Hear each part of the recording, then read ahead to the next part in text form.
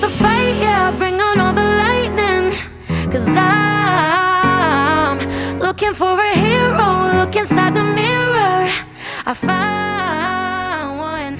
Oh, carry the hurt when it gets too Hey viewers, hard. welcome to this episode of Inspired with Takia LaShawn. I'm your host, Takia, and joining me today is a good dear friend, Sudena Sturgis, owner, founder, and CEO of She Overcame. She Overcame LLC focuses on women's mental, emotional, and social health and growth, health and wellness, and has a spiritual foundation to it. It's faith-based, and I am just honored to have you. Welcome, Sudena. Thank How you you. doing today, girl? I am good. How are you? Good. You are glowing. You look Thank gorgeous. you. I love your She Overcame Yes. wear, your warrior wear. Yes. So we have been dealing with a series, Healing Through the Hurt.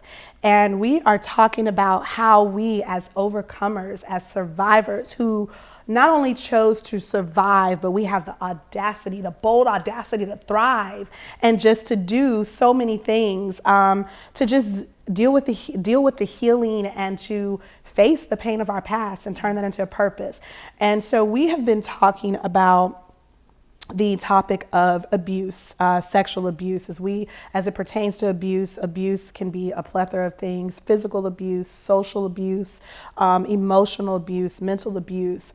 And this topic that we have been discussing deals with sexual abuse. And so Sudena is here to share her story. We set the stage for the source of the hurt, the pain that preceded or followed the hurt, the work that it took to get through it, and the purpose in what was birthed out of that. So, Sudena, again, thank you for being here. And I will give the stage to you. And that's something you need to be prepared to continue to hear for the rest of your life. Yes, thank you. Mm-hmm. So tell us your story. Where did the hurt begin?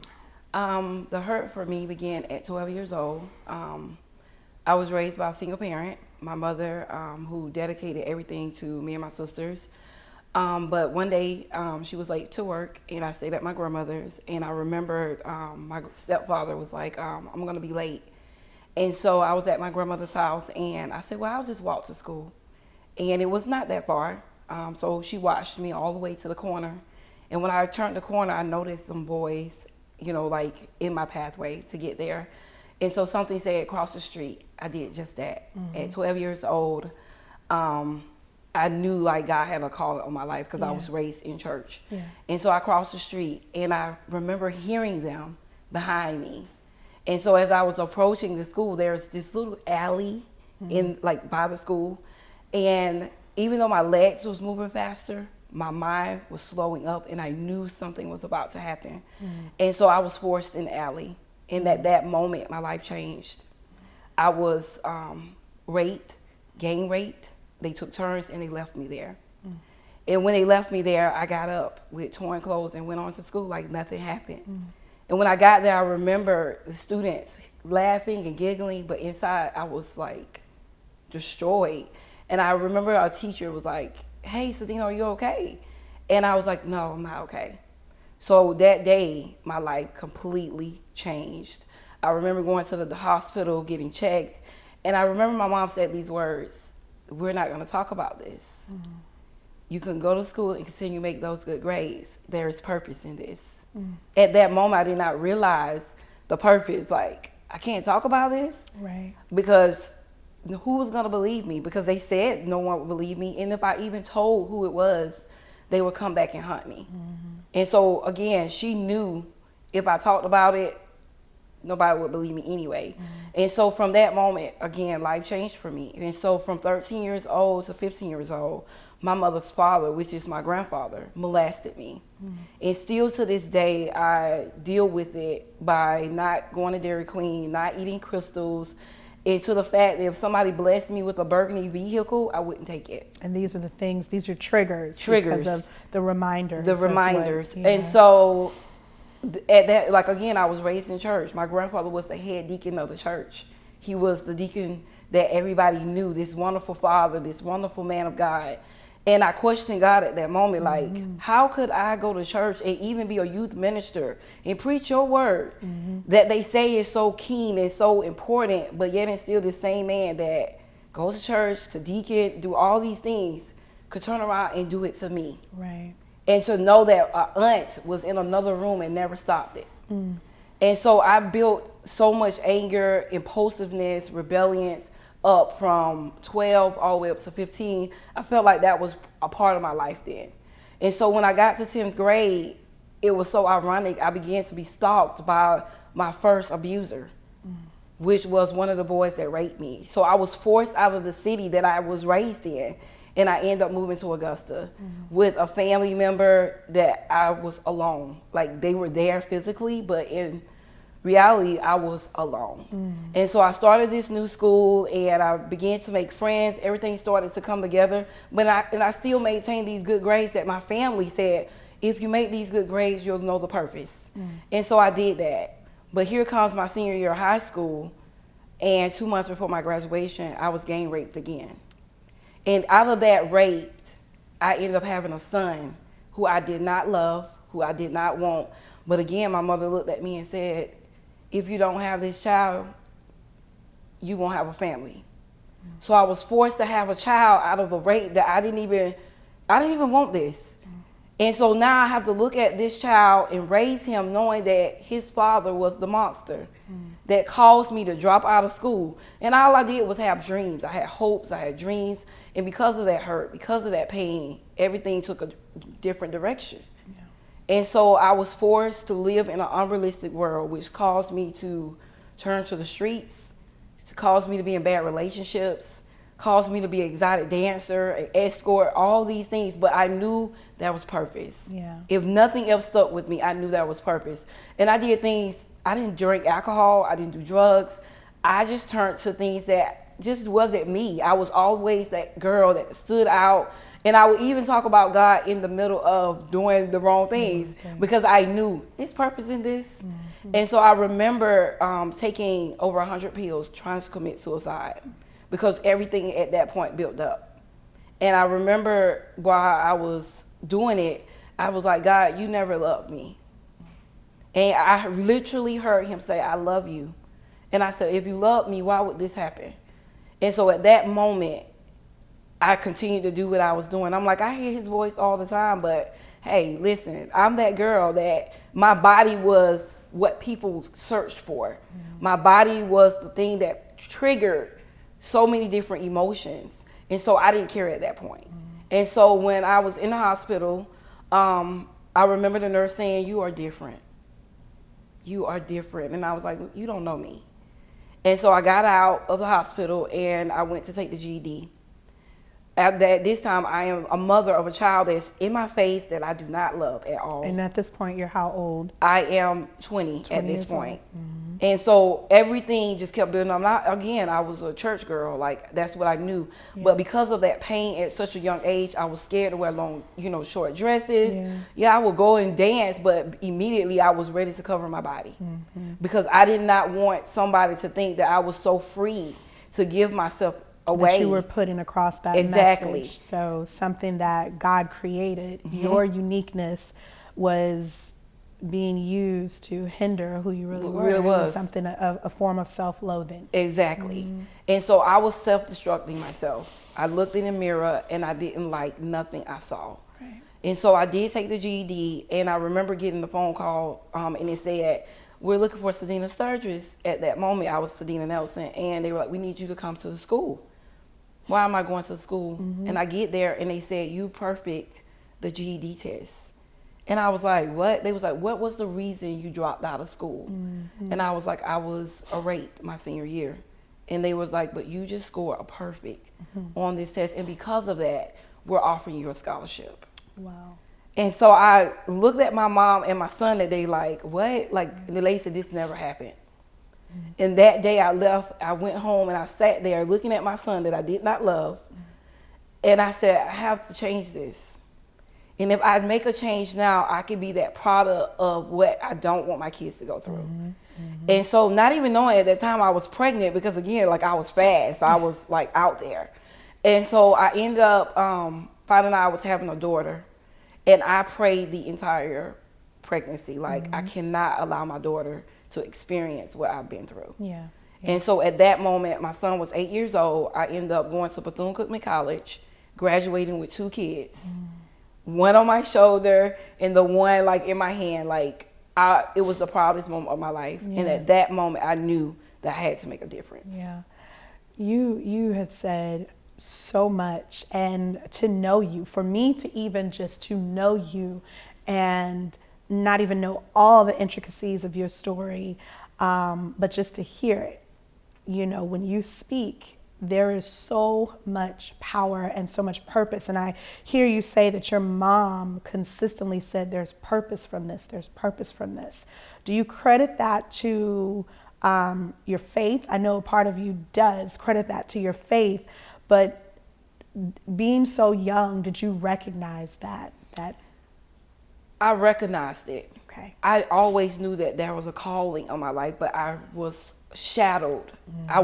Situations was pushed under the rug that I did not understand. And a lot of that projected because it was my grandfather, the same person that took us to the hospital. Wow. At 12. At 12. So much purpose, so much power. Beautiful, amazing story. Sit tight. We will be right back after this break. Bringing out the fight, yeah, bring on all the lightning, 'cause Hello, my name is Sudena Sturgis. I am the CEO and founder of She Overcame LLC. It is a faith-based organization teaching women how to strive every day, heal from their brokenness, and I encourage them to love what they see in the mirror. It doesn't matter what you're going through, no matter what you went through, just continue to overcome those circumstances. Strive every day, heal from your brokenness, and encourage yourself to love what you see. bringing out the fight, yeah, bring on all the lightning, 'cause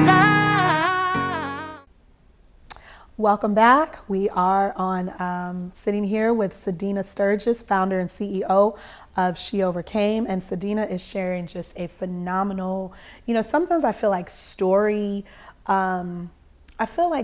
takes away from the truth of who we are, even though it's what we use to tell our story, but it is our truth. It is our truth. And sometimes we know stories can be fact and fiction.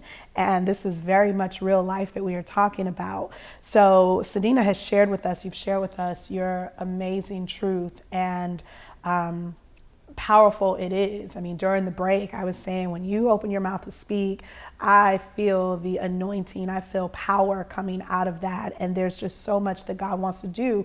You shared earlier on, you said that your mother, we were talking about how she, even having to, you enduring this, and I've met your beautiful mom and just such a powerful woman. I can only imagine what she felt having to know that you went through these things.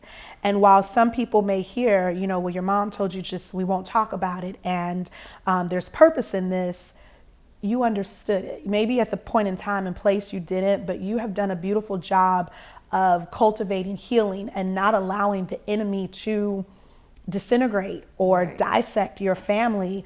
But she understood the purpose. Maybe it wasn't conveyed in the best of ways, but she understood the purpose in it because of the woman of faith that she is. And she's spoke you into existence, the place where you are. I had the opportunity to be a participant and a speaker on your platform at your first engagement. And you stood up and I watched you and your mom, and to be on stage together and share the work, because oftentimes we just don't want to do the work. And that is the part where healing through the hurt separates those who want true healing from those that just want to. And I don't take away from the hurt or the fact that people go through it, but there's a time and point in your life where you have to get up. You absolutely have to get up. Yes. And that requires work. So let's talk about that work and how you and your mom, how you turned what could have been used negatively into something positive for your generation, for your children, for your lineage. Yes. To find out that I was my mother's mirror.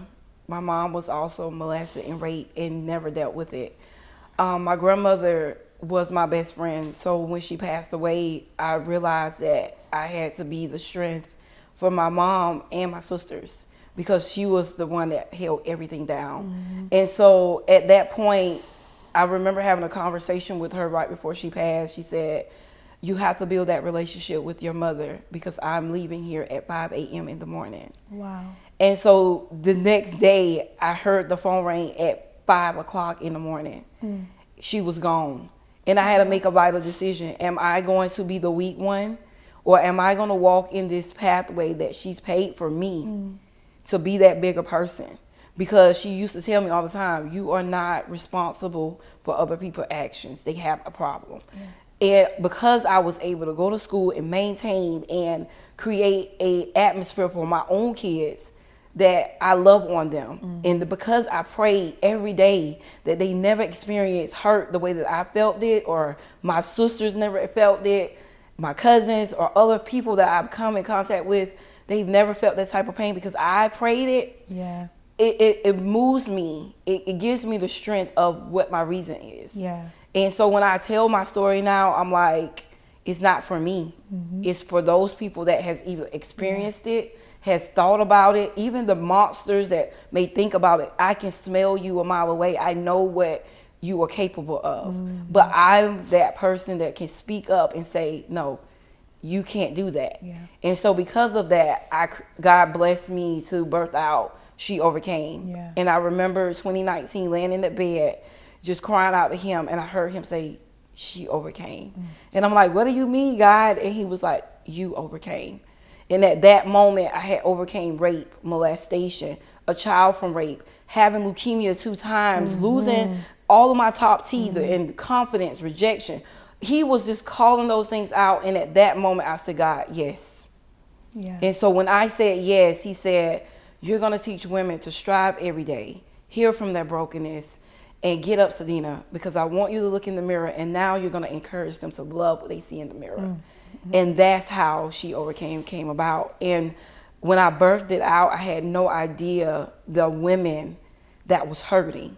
And because God allowed me to post a picture and say, I am the woman that was raped, I am the woman that was molested by a family member, I am the girl that dropped out of school, I'm the girl that was a single parent, I'm the girl that beat cancer, I'm the girl that lost children, that, you know, all these different things. But look at me now. I am the girl that graduated with a dual master degree, healed from things. This is who I am. I am She Overcame. And that realness opened up doors for other people to message me and say, oh my God. Yeah. I don't feel no type of way now. I'm like, if I can do it, if God saw fit for me to do it and say, before you were born, I set you apart. Yes. And then I live by this scripture, Jeremiah 29:11. Yes. For God know know the the plans thoughts for he you, for thinks. you to prosper. So even in your pain, you have to position yourself for what God is going to do for you. And if you're going to make mistakes, you're going to have flaws, you're going to have imperfections. But when you actually get up every day and push yourself and start striving, and when you actually say, I am broken, I need the help, and then start healing. And then when you can actually look in the mirror at yourself and say, wow, I am what God has chosen. That's right. And that creates a whole different platform for you. Girl, you about to take me to church up in here. Like, about to kick these shoes off and get to shouting. You preaching. You everything that you just spoke about, you did not become a statistic either, Sudena. You did not become a statistic. No. You did not fall into the status quo. And I think one of the things that I want people to hear, because even in the midst of this, I'm enduring a battle with my daughter, my 23-year-old, just such a battle. And what I hear so often, what I see so often, and I know you do too, is that in the work is the process. The work is what you have to do to reach for your healing. And the word heal, when you look at heal, it actually means to be whole again. And what stood out for me was the word again. So it says, you mentioned being broken. Things can break us, things can bruise us, but we did not come here incomplete. We did not come here broken. And so God says to heal is to complete you again. It doesn't matter how many times you've been knocked down, how many times you fall down. And that's what I see and that's what I hear from your story. Your truth is that no matter what I went through, and I love looking at it now, hearing your mother, she knew there's purpose in this. She understood where she came from. She had to endure some things. And a lot of times we don't know why a person is the way that they are or what they've been through. We think, especially when we are parents, you know, we know our parents from the time we were born. We don't know what they were or what they did before we came into this earth, on God's green earth. And so we don't know what they endured. Right. But just your purpose and her understanding that there is purpose here, that's what she had to hold on to. And she gave you hope to hold on to. Let's talk about some of those phenomenal things you are doing with She Overcame, with your speaking, with your writing, with your, I'm loving the She Overcame polo, the jersey. She has her own logo on there. Let's talk about that some more. Let's talk about the purpose. The purpose of She Overcame is teaching women, because sometimes you have to be taught how to love yourself. You have to be taught how to strive, because everybody did not come from a fortunate background. You have to be taught how to heal properly. And when you think of it, when the young lady sent me my logo, I was thrown. Yeah. And she said, I created it, I prayed about it, I was on my knees about it, because one thing I know, you love to pray, but the one thing I also know, you are a queen. Yeah, it's royal. It is and very she's like, regal. you wear that crown, no matter if it tilts, no matter if it falls, you wear it, it would never break. And when she said it, it took me to a different level. And at that moment, I said, God, because my faith is so real, because I believed that you was going to make changes. I believe that my kids are like my second life. Yeah. And the way that I raise them is based off my overcoming. And It so I shows. have built a open line of communication. We don't push things under the rug. We deal with it head on. And so because I have a daughter, I said, God, I want to be able to reach teens and women. And I want them to understand that they are just who you say they are. Yeah. And no matter what they go through, no matter what they deal with, they have the opportunity to love on you and you to love them back. And so when I'm coaching women, I said, what is it to be broken by God? It's to be bruised. But one thing he doesn't do, he doesn't humiliate you in the process. And so when you think of it that way, you said to be broken by God is to be loved by him. That's right. And so that's what I promote. I promote sacrifice, serving, and sowing every single day of my life into every queen, so that I can be accountable for those hearts that needs to be healed. Love it. Beautiful. Ladies, powerful. Pull from that, take from that message. And just, again, I say it all the time, the healing starts within ourselves. And this is someone that took that and recognized and realized that. Sudena Sturgis, She Overcame. Thank you for watching this episode of Inspired with Takia LaShawn. Want more inspiration and encouragement? Join me next week, Thursday, 9 p.m. Eastern Standard Time, right here on Live, and hear more extraordinary women sharing their extraordinary stories. And be inspired with Takia LaShawn. This episode of Inspired with Takia LaShawn has been sponsored by The Brow Company, Beauty Bar, Makeup Studio, and Lash Spa, a Takia LaShawn salon. The Brow Company specializes in exceptional lash, brow, and makeup artistry, natural nail care, full body and Brazilian waxing, laser liposuction, teeth whitening, hair shampoo and blow dry styling, and more. The Brow Company has 2 locations in Bluffton, South Carolina, and on Ladies Island, and are open by appointment Monday through Saturday. Find out more and book your appointment today. Have a business, idea, nonprofit, organization, or event you'd like to talk about? Contact me today to find out more about my sponsor and affiliate partner program segments here on Inspired with Takia LaShawn. I was diagnosed with multiple sclerosis back when I was 25 years old. And at the time, I lost vision in my right eye. And it looked almost like you had a black bridal veil over your eye, and it just kept multiplying and multiplying until the vision was completely gone. And so we went and we had tests done, and we ended up back then they did a spinal tap to determine whether or not you had MS if you didn't have any lesions on your brain visible in an MRI. Looking for a hero, look inside the mirror. I found one. Oh, carry the hurt when it gets too hard. Pick it up, dust it off.